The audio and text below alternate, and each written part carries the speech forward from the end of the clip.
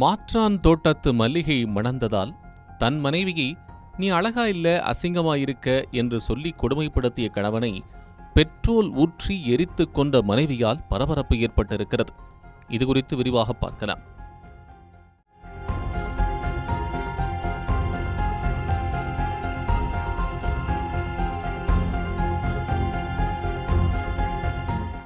Meenakshi academy of higher education and research. Admission open. Apply online. நாமக்கல்ல Tiruchengode main road எர்ணாபுரத்துல இருக்கிற Spiro prime public ஸ்கூல்ல +2 board எக்ஸாம்ஸோட சேர்த்து NEET and JEE கோச்சிங்கும் கொடுத்துட்டு இருக்காங்க. கிருஷ்ணகிரி மாவட்டம் காவேரிப்பட்டினம் அருகே உள்ள திம்மாபுரம் ஊராட்சி நேருபுரம் கிராமத்தைச் சேர்ந்தவர் ரங்கசாமி. 47 வயதான இவர் கூலித் தொழிலாளியாக பணியாற்றி வருகிறார். இவரது மனைவி 44 வயதான கவிதா. இவர் மாடுகளை வளர்த்து பால் வியாபாரம் செய்து வருகிறார். இவர்களுக்கு வைத்தீஸ்வரி, சாதிகா என்ற மகள்களும் சூர்யா என்ற மகனும் உள்ளனர்.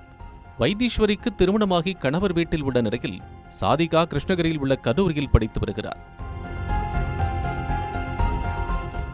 இந்த நிலையில் ரங்கசாமிக்கும் தருமபுரி மாவட்டம் காரிமங்கலத்தைச் சேர்ந்த மஞ்சுளா என்பவருக்கும் தொடர்பு ஏற்பட்ட நிலையில் இதை அறிந்த கவிதா தனது கணவருடன் அடிக்கடி சண்டை போட்டுள்ளார்.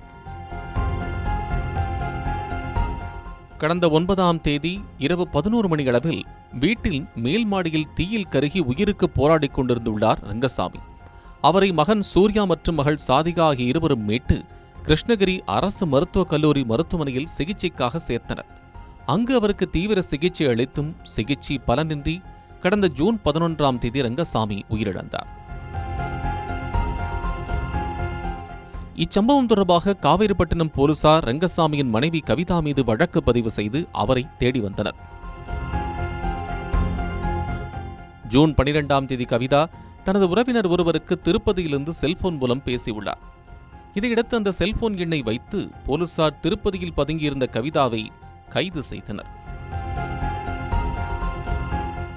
அவரிடம் நடத்திய விசாரணையில் திருமணமாகி 22 ஆண்டுகளாகும் நிலையில் தாங்கள் சொத்து, பணம், நகைகளோடு சந்தோஷமாக வாழ்ந்து வந்ததாகவும் கடந்த 3 ஆண்டுகளுக்கு முன்பு தனது கணவர் ரங்கசாமிக்கு தருமபுரி மாவட்டம் காரிமங்கலம் பகுதியைச் சேர்ந்த மஞ்சுளா என்பவருடன் பழக்கம் ஏற்பட்டதாகவும் கூறிய கவிதா, அதனை தான் கண்டித்தும் மஞ்சுளாவிடம் பழகுவதை ரங்கசாமி நிறுத்தவில்லை என்றும் வீட்டிலிருந்த 80 சவரன் நகைகளை கொஞ்சம் கொஞ்சமாக மஞ்சுளாவிற்கு கொடுத்து விட்டார் என்றும் கூறி அதிர்ச்சியை ஏற்படுத்தினார்.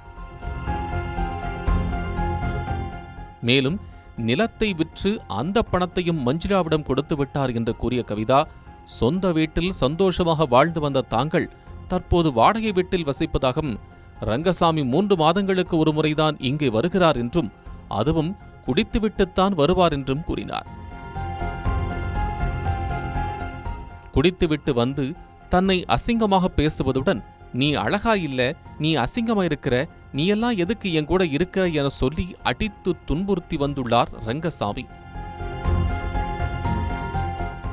அதேபோல்தான் சம்பவம் நடந்த அன்றைக்கும் குடித்துவிட்டு வந்த அவர் வீட்டின் மேல் பகுதியில் அழைத்துச் சென்று தன்னை அடித்து உதைத்தார் என்று கூறிய கவிதா, தான் அழுது கொண்டே அங்கேயே இருந்ததாகவும் ரங்கசாமி போதையில் தூங்கிவிட்டதாகவும் அப்போதுதான் கோபத்தில் என்ன செய்வதென்று தெரியாமல் விவசாய நிலத்தில் மருந்து தெளிக்கும் இயந்திரத்திற்காக வைத்திருந்த பெட்ரோலை எடுத்து வந்து அவர் மீது ஒரு பெட்ஷீட் போட்டு அதன் மீது பெட்ரோலை முழுவதுமாக ஊற்றிவிட்டு கட்டையில் துணியை சுற்றி பந்தம் போல் தயார் செய்து அதன் மூலம் அவரை பற்ற வைத்துவிட்டு தப்பிச் சென்று விட்டதாகவும் பகீர் வாக்குமூலம் அளித்துள்ளார் கவிதா. இதையடுத்து போலீசார் கவிதாவை நீதிமன்றத்தில் ஆஜர்படுத்தி சேலம் மத்திய சிறையில் அடைத்தனர்.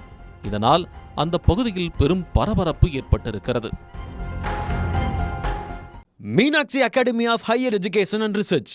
Admission open. Apply online. நாமக்கல்ல திருச்செங்கோடு மெயின் ரோட் எர்ணாபுரத்துல இருக்கிற ஸ்பைரோ பிரைம் பப்ளிக் ஸ்கூல்ல +2 போர்டு எக்ஸாம்ஸோட சேர்த்து நீட் அண்ட் JEE கோச்சிங்கும் கொடுத்துட்டு இருக்காங்க.